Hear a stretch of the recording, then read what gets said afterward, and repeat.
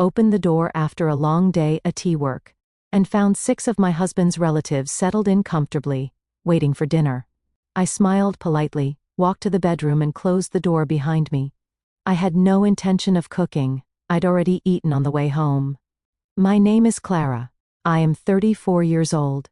And until 22 months ago, I had what most people would describe as a good life.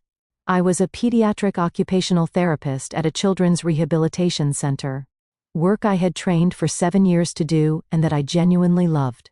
The specific, difficult, sustaining love of a job that matters. I owned a 2-bedroom apartment in a mid-sized city, bought with my own savings at 31.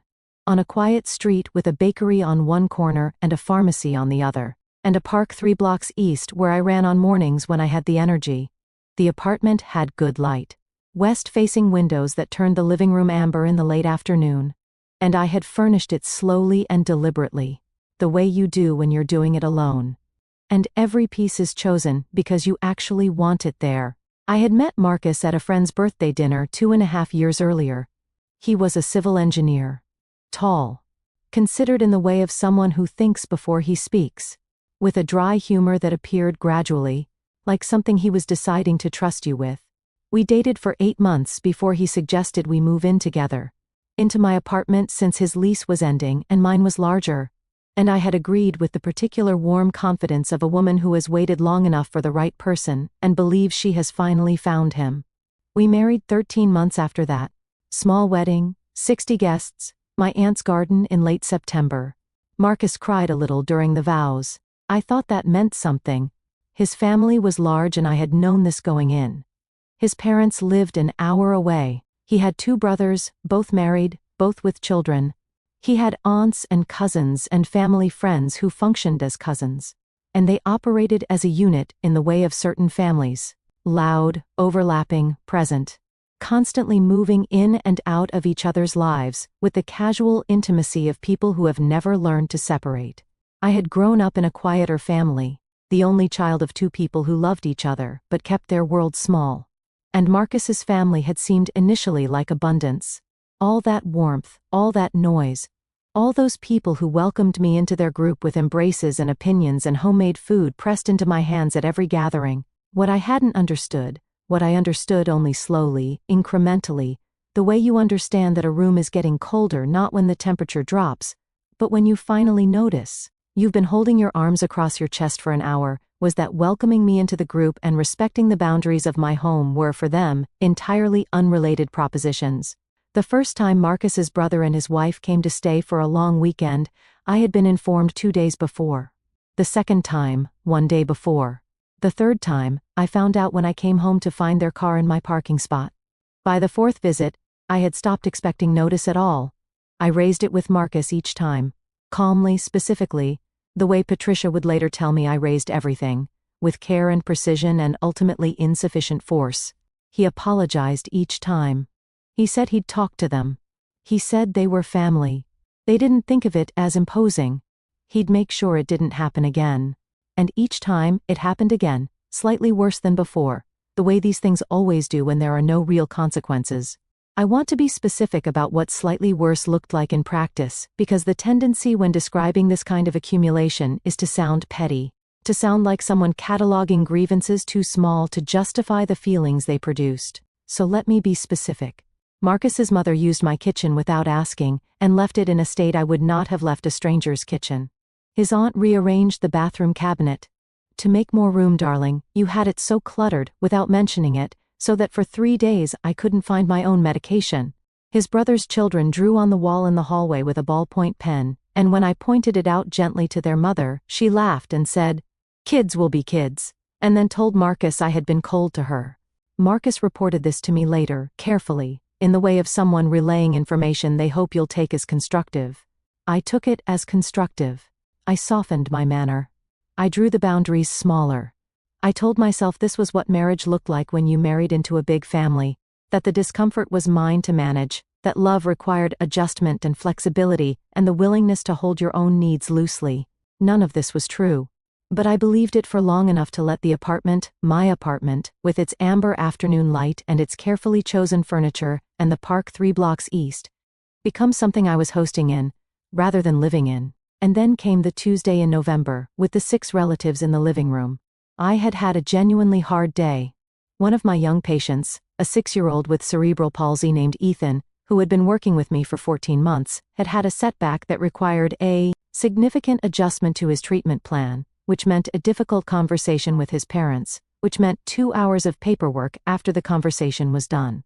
I had left the center at 6:15, bought a tuna sandwich from the cafe on the ground floor, and eaten it in my car before driving home, because I knew, with the bone-deep certainty of a woman who has been in this situation enough times to have developed instincts about it, that I should not arrive home hungry. I parked, climbed 3 flights, put my key in my lock, opened my door. The couch held Marcus's cousin Dimitri and his wife, Lena. Dimitri's mother, Marcus's aunt Galina, was in the armchair. The armchair I had carried up 3 flights myself when I bought it, upholstered in a fabric I'd spent 2 weeks choosing. 2 of Lena and Dimitri's children, 7 and 9, both boys, were on the floor in front of the television, which was on at a volume I would not have chosen. Marcus's younger brother, Piotr, was in the kitchen doorway holding a beer. Marcus was on the smaller sofa, and he looked up at me when I came in with an expression I had learned to read precisely over 2 years of marriage. It was the expression of a man who knows he has done something wrong, and is betting on your decency not to make it visible. "Clara," he stood. "You're home. Come in, come in. Look who's here." I looked. I smiled. The smile was automatic, the one that costs nothing. Galina rose to kiss my cheek, and I let her, and Lena waved from the couch and said something about being in the neighborhood, and the children did not look up from the television, and Piotr lifted his beer in a kind of greeting from the kitchen doorway. The kitchen, I noticed, had the beginning smell of something being cooked. Onions, something heavy, something that was going to take at least an hour. "I'm just going to change," I said pleasantly. I walked to the bedroom. I closed the door. I sat on the edge of the bed in the half-dark and took off my shoes and held them in my lap for a moment. The television was audible through the wall. The smell of onions was stronger than I would have liked. I had eaten. I was tired.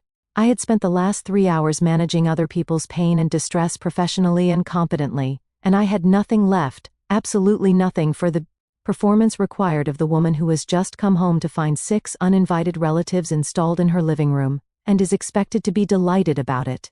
I put my shoes neatly by the wardrobe. I changed into comfortable clothes. I opened my nightstand drawer and took out the novel I was in the middle of. I got into bed, propped the pillow against the headboard, and began to read. Marcus came in 14 minutes later. I know because I had been watching the clock with a specific, detached interest in my own patients. "Hey," he said. He'd closed the door behind him. "You okay?" "Fine," I said. I turned a page. "Are you coming out?" I looked up from the book. "No," I said. "Clara, Marcus." I set the book down, keeping my thumb in the page. "When did you know they were coming?" A pause. "This afternoon?" "This afternoon," I said. "So you had several hours during which you could have called me." "I know. I should have. And instead, you let me come home to find 6 people in our living room at 6:30 in the evening after a 10-hour shift." I picked the book back up. "I've eaten. I'm going to read. You're welcome to join me. There are guests." "There are your guests," I said. "I didn't invite them." He stood in the doorway for a moment. I could feel him there, hovering in that particular way of a man who wants to argue but can't find the argument. And then he went back out and closed the door, and I listened to the muffled sounds of the living room settle back into themselves, and I read my book. I want to be clear. This was not the fight. This was not the moment when everything broke open. This was just a woman, very tired, reading a book in her own bedroom. The fight was still coming. What that evening was a line, the first line I had drawn without immediately walking back across it. And I felt, turning pages in the amber lamplight while onions fried in my kitchen without my permission, something shifting in me that I didn't yet have words for. The relatives left around 10. I heard them go, the children rounded up, the coats, the goodbyes in the hallway, Marcus's voice, low and cheerful, and Galina's, and then the door, then quiet. He came back to the bedroom, and I was still reading. He got ready for bed without speaking and lay down beside me, and for a long while neither of us said anything. Then he said, "You were rude." I turned a page. I was tired, I said, and I was hungry, and I wasn't told. They're family, so you keep saying. Another silence. Then, what did you want me to do, tell them not to come? Yes, I said, or at minimum call me or ask me, or acknowledge that this is also my home and I get a say in who is in it. I closed the book. Pick any of those, pick all of them. What I didn't want was to walk into my living room after the day I had, and find a dinner party I didn't know about in progress. You didn't even try, he said. You just walked away. I'd already eaten, I said. He turned the lamp off without responding. I lay in the dark and thought, this isn't about the food. He knows it isn't about the food, and the fact that he's pretending it's about the food is itself a piece of information. I filed it away and went to sleep. The following 2 weeks were surface normal. Marcus was slightly cooler, slightly careful in the way of a man who has decided the situation was your fault but is smart enough not to say it directly. I was pleasant and present, and I did not apologize, which was new. And I could feel him registering the absence of the apology like a sound he was waiting for that didn't come. His family texted him more than usual. I noticed this not because I was surveilling his phone, but because he would go quiet for a few minutes, and then emerge from the silence with that particular expression, the bet on your decency expression. I had begun to find it tiring. Galina called me directly on the Thursday after the visit. I was at work and let it go to voicemail, and listened to the message in my car at lunch. She was worried. She could tell something was wrong. She didn't want any hard feelings. She hoped I understood that she and the family just wanted to be close to Marcus, and by extension to me, that it was how their family showed love. Her voice was warm and slightly wounded in exactly equal measure, and I recognized the combination, warmth and wound as a compound instrument played to produce a specific result, and I thought, she's good at this. Then I thought, she's had a lot of practice. I texted back, thank you for calling, Galina. All fine here. Take care. And left it at that. That weekend, Marcus told me his parents were thinking of visiting the following weekend. He told me on Saturday morning over coffee, framing it carefully, I wanted to give you plenty of notice this time. I looked at him over my mug and thought about the phrase, this time. Its implication that the only problem before had been logistics, not the fundamental dynamic, not the absence of consultation, not the expectation that my home was available on demand to whoever his family decided to send. Thank you for the notice, I said. Are they staying here? Just the weekend, he said. They don't want to be any trouble. And I thought, that phrase, that specific phrase, they don't want to be any trouble, the phrase that is always deployed by people in the process of being tremendous trouble. I said, Marcus, I'd like us to talk about this, actually talk about it. Not just the parents next weekend. The whole pattern. I think we need a real conversation about how we handle family visits. He looked at me with the expression of a man who had been hoping for a different sentence. Okay, he said, without warmth. We tried. I want to give that 2 hours its due. We sat at the kitchen table, and I said what I'd been holding for months, specifically, and without accusation, in the measured cadences of a woman who had been trained professionally to communicate about hard things. I said that I loved his family, that I valued our connection to them, and that I needed our home to be a place I could count on coming home to, not a venue that might contain anything on any evening. I said that I wasn't asking him to cut anyone off or change who his family was. I was asking for consultation, for advance notice, for the basic courtesy of being treated as a co-owner of the space we shared. He listened. He nodded in some places. He said he understood. He said he'd do better. He reached across the table and took my hand, and I looked at his hand over mine and tried to determine whether I believed him. I wanted to. That's the honest answer. I wanted very much to believe him because the alternative, that the conversation we had just had would produce the same outcome as all the previous conversations, was a conclusion I wasn't yet ready to sit with. So I chose to believe him, the way you choose to believe a weather forecast when you really need the day to be clear, with effort, with hope, and with a small practical voice in the back of your mind, noting that you should probably pack an umbrella anyway. His parents came the following weekend. They were perfectly pleasant, as they always were. And I cooked on Saturday evening, and we had a nice dinner, and Marcus was warm and attentive in the way he was when things were good, and I thought, maybe this is what the conversation produces. Maybe it actually worked. On Sunday morning, I woke at 7 to the sound of a third voice in the kitchen, not his mother, not his father. A voice I recognized after a moment as belonging to Marcus's cousin, Andre, who lived 30 minutes away, and had apparently called Marcus the night before to say he was driving through, and Marcus had said, "Come for breakfast," and had not mentioned this to me. I lay in bed and listened to the three of them talking in my kitchen, and I thought, very clearly and very calmly, there it is. I was not angry yet. What I felt was closer to sorrow, the specific sorrow of a hope being confirmed as unfounded. I had given him the clearest possible account of what I needed. He had understood it, agreed to it, and then the first time an opportunity arose to practice it, had reverted entirely to the prior pattern without apparently thinking about it at all, which meant either that the conversation had genuinely not registered, or that it had registered, and he had decided that registering was sufficient without requiring any actual change in behavior. Both possibilities were bleak. One was thoughtless. The other was something worse. I got up. I went to the kitchen. I said good morning to Andre, who was a perfectly nice person and bore no responsibility for his cousin's choices. I made myself coffee. I excused myself to go for a run. I ran for 45 minutes in the park 3 blocks east, the park I had known before Marcus, and I thought about what my life looked like from the outside, and what it felt like from the inside, and how wide the gap between those two views had become. When I got home, Andre was gone, and Marcus was washing dishes, and he turned around and looked at me with the expression that had replaced the bet on your decency. Expression, something slightly more apprehensive, the look of a man who is beginning to understand that the account he has been drawing on may be close to empty. "I forgot to mention Andre was coming," he said. "I know," I said. "It was just breakfast." "Marcus?" I said. I was still in my running clothes, hair pulled back, probably still slightly flushed from the cold. "I'm going to shower.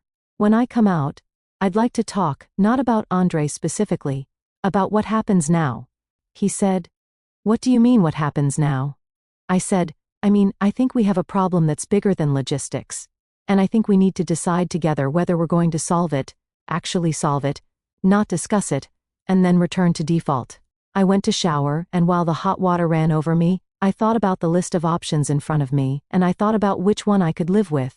And I thought about the word that had been forming in my mind for 3 months, gathering mass, the word I had been circling without letting myself land on it. The word was enough. The shower conversation, the one I'd promised and he'd been dreading, happened at the kitchen table again. Same chairs, same mugs, same window looking out at the street below. But something about the quality of the light was different that Sunday. Harder maybe, less forgiving, or perhaps I was just different, and light is neutral, and I had been projecting warmth onto it all along.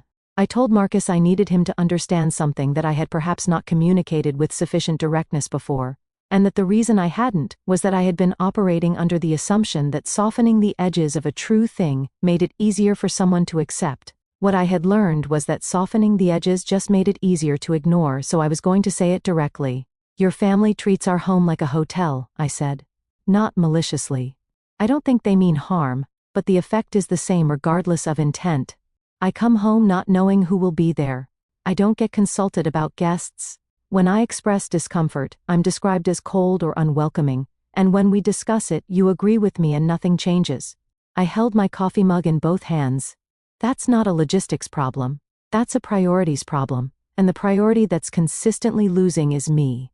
Marcus was quiet for a long time, the kind of quiet that is not thoughtful but defensive, the silence of someone sorting through available responses, looking for one that might diffuse without conceding.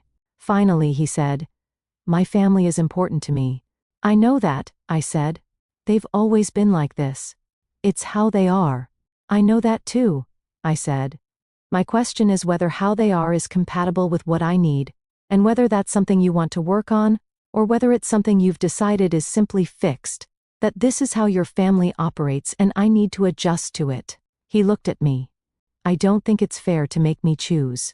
"I'm not asking you to choose between me and your family," I said. "I'm asking you to choose between 2 versions of our marriage. One where I'm a full partner whose needs have equal weight, and one where I'm managing around your family's access to our space indefinitely and pretending it's fine." I set my mug down. "Those are the 2 options. I'd like to know which one you're choosing." The silence that followed was longer than the first one. Outside, a bus went past, Someone's dog barked twice and stopped. Marcus looked at the table, and I looked at Marcus, and I felt with a clarity that was almost peaceful, that I was about to find out something I had not known for certain until this moment. He said, "I don't think you're being reasonable." There it was. Not, "I hear you and I want to do better." Not, "You're right, and I've been taking you for granted." Not even a negotiation, a counteroffer, an attempt to meet somewhere in the middle. Just, "I don't think you're being reasonable," which was not a response to what I'd said. It was a verdict on the person who had said it. "Okay," I said. "Okay," he repeated. "I needed to know where you stood," I said. "Now I do." I got up and rinsed my mug and went to the bedroom and called my friend Natasha, who had been hearing my version of this story in installments for 8 months, and who answered on the second ring with the specific alertness of someone who has been waiting for this call. "Tell me," she said. And I did. Natasha had a spare room. She offered it before I had finished the second paragraph of my account in the decisive, no-nonsense way of a woman who has watched a friend diminish gradually and has been preparing her response. I told her I wasn't ready to move, that I needed a few days to think, that I wasn't going to make decisions in the hot wash of the Sunday morning conversation. She said, "Fine, but the offer stands and it doesn't expire." What I did instead of moving immediately was something I had learned in 3 years of working with children and families who were navigating crisis. I documented. Not aggressively, not with hostility, just carefully. I wrote down the dates and details of the last 6 months of uninvited visits. I noted the conversation Marcus and I had had about the pattern, and the Andre breakfast the following morning. I wrote down what Marcus had said to me that Sunday. "I don't think you're being reasonable." I kept the notebook in my bag.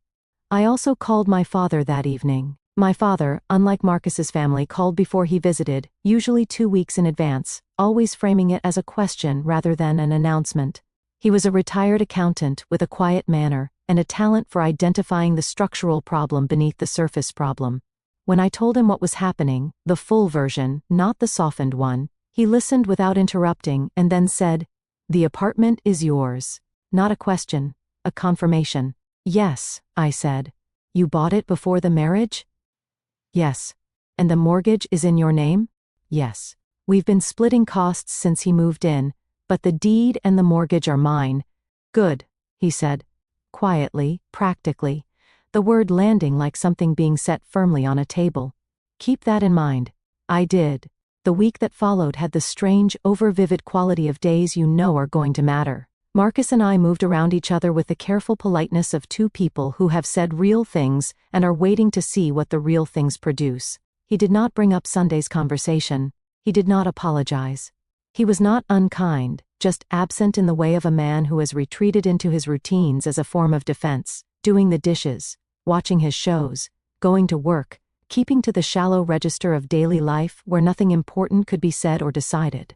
I went to work and saw my patients and came home and made dinner and ate it and cleaned up and thought every evening, sitting at the kitchen table with the amber light coming through the west-facing windows, how long can I do this? Not as a dramatic question, genuinely, practically, how long can I maintain this version of my life before it costs me something I can't get back? On Thursday, Galena called again. This time, I answered. "Clara," she said, warm and immediately purposeful. "I've been thinking about you. Are you and Marcus all right?" "We're navigating some things," I said, which was true and revealed nothing. "I spoke to him," she said, and something in my chest went tight. "He's very hurt, you know. He feels like you've been pulling away from the family, like you don't want us around." I held the phone and breathed. "Galena," I said, "what did Marcus tell you?" "Just that things have been difficult lately, that you've been unhappy about family visits." "Did he tell you that he and I had a conversation last Sunday about what I need from our marriage?" A slight pause. "He mentioned there had been some tension. Did he tell you what I said during that conversation?" Another pause. "He said you felt the family visited too much." I told her very calmly, that I needed to be consulted before guests came to our home. I said I needed to be treated as a partner in this marriage. Those are the things I said. I paused. The fact that Marcus summarized that as me not wanting the family around is itself informative. Galena was quiet for a moment. Then, in a slightly different tone, still warm but with something underneath it that was harder, a note of authority that her warmth had been covering the way a tablecloth covers an unfinished table. "Clara, you married into a family. That means adjustments." "Yes," I said, "it means adjustments from everyone, including me, which I have been making, and including Marcus, which he has not. He loves you very much." "I believe that," I said. "Love and accountability aren't mutually exclusive." She said, "You know, it would mean a great deal to all of us if you came to the family dinner on Saturday. It might help smooth things over." I noticed the word smooth. The way it implied that the surface was what needed work, not the structure beneath it. "I'll think about it," I said. "Thank you for calling, Galina." I hung up and sat for a moment in the quiet office, the afternoon light fading outside the window, and thought, Marcus called his aunt before he talked to me again. He went to his family with our conflict before he came to me with an apology, which meant that whatever sorting he was doing in his private internal life, he was sorting it in their direction, not mine. He was triangulating, bringing his family into our marriage to manage a conflict that existed in our marriage. Because managing it with his family present was something he knew how to do, and managing it alone with me was something he apparently did not. I drove home that night and did not stop for a sandwich. I was not hungry. I sat in the parking lot outside our building for 15 minutes instead, looking at the lit windows on the third floor, our windows, amber and warm. And I thought about the life on the other side of those windows, and whether it was still the life I had planned to live. Inside, Marcus was making dinner. He'd made pasta, my preferred kind, and there was a glass of white wine on the table at my place, and he looked up when I came in with an expression that was a tempting warmth, but running slightly thin at the edges, like paint applied over a surface it wasn't quite sticking to. "Galena called me," he said. "She said you talked." "We did," I said. I put my bag down and hung up my coat. She thought the Saturday dinner might be a good idea, a chance to... "Marcus," I said. I sat down at the table. "Did you tell your aunt about our conversation before you spoke to me again about it?" He was quiet. "Because I want to understand the sequence," I said. "We have a conversation Sunday morning where I tell you what I need. You say I'm being unreasonable. Monday through Thursday, you speak to your aunt about it. She calls me Thursday to suggest I come to a family dinner to smooth things over." I looked at him steadily. "At what point in that sequence did you plan to come back to me?" His jaw tightened. "I was thinking about it. You were managing it," I said, "with your family, which is what you always do. You don't bring it to me. You bring it to them, and then they come to me with a solution that happens to involve me being more available to them." I picked up the wine glass and held it. "That's not a marriage, Marcus. That's a system I happen to be living inside of." He sat down. For a moment, he just looked at me, and what I saw in his face was not the bet on your decency expression and not the apprehensive one. What I saw was something raw, and I want to be fair. I think it was genuine. I think he looked at me in that moment, and saw, perhaps for the first time clearly, the gap between what he'd been offering and what I'd needed and the length of time that gap had been open. And for a moment, just a moment, I thought he might say the thing that could have changed the direction we were moving. He said, "I don't know how to make you happy." I put the wine glass down. "I know," I said. And that was the saddest thing I said in the whole conversation because it was true, and because it was not an accusation but a diagnosis, and because I understood in that moment that not knowing how to make me happy and not being willing to try were, for Marcus, functionally the same thing. I ate the pasta. It was good. I told him so. We watched something on television, and I went to bed, and he came to bed later, and we lay in the dark like two people who have run out of sentences, which is its own kind of answer. The family dinner was Saturday. I did not go. I told Marcus Friday evening that I was going to pass on it. That I had some things I needed to take care of and I hoped he had a good time. He looked at me for a long moment and then nodded once, the nod of a man who has lost the argument but isn't ready to say so, and went without me. I heard him leave at 6:15, and I sat in the quiet apartment and felt the specific piece of a space that was, for a few hours, only mine. I called Natasha. I called my father. I made tea and sat in the armchair, the one I'd carried up 3 flights, and looked at the amber light, which had no loyalty to anyone and was simply itself, and I let myself think the thought I had been circling for weeks. I wanted him to leave, not out of hatred, not out of desire for revenge, or the satisfaction of punishment.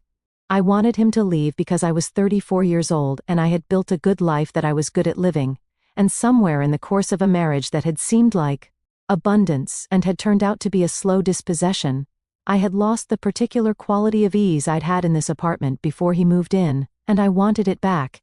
I wanted to come home to a space that was mine and know that it would be mine when I arrived. I wanted to make a cup of tea without doing math about who else might be here. I wanted the dish cabinet, and the bathroom, and the armchair and the west-facing windows in the late afternoon to be simple again.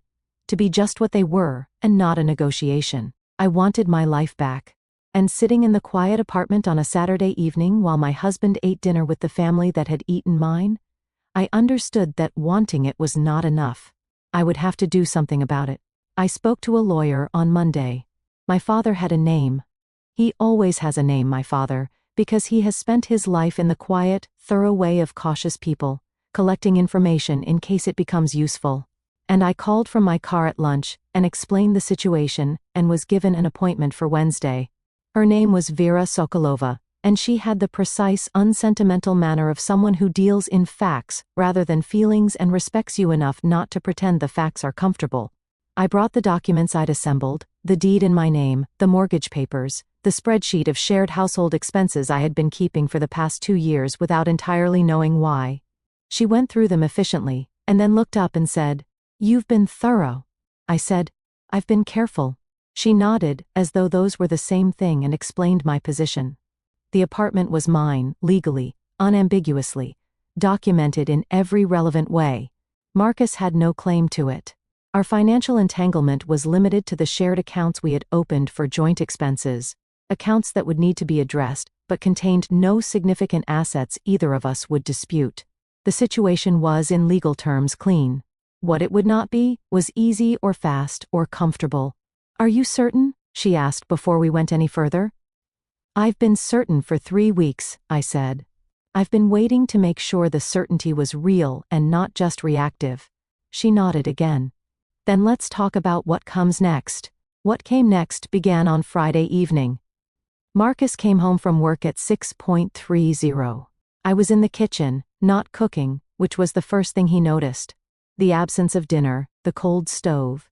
Me sitting at the table with my hands around a cup of tea and a folder on the surface in front of me. He looked at the folder, and then at me, and something in his posture shifted, the way a person's body adjusts before the mind fully processes what it's looking at. "Sit down," I said, not unkindly, just directly. He sat. I told him what I had decided. I told him that I had spent 6 months trying to have a conversation that would produce a different outcome, and that the conversation had produced the same outcome each time, and that I understood now that this was not a failure of communication, but a reflection of our actual incompatibility. I told him that I wanted him to move out. I told him the apartment was mine and had always been mine. That I was not asking him to leave my life. That was his choice to make. But that I was asking him to leave my home. I told him I had spoken to a lawyer, that the process was straightforward, and that I wanted to handle it with dignity and as little damage as possible. He listened. He was very still.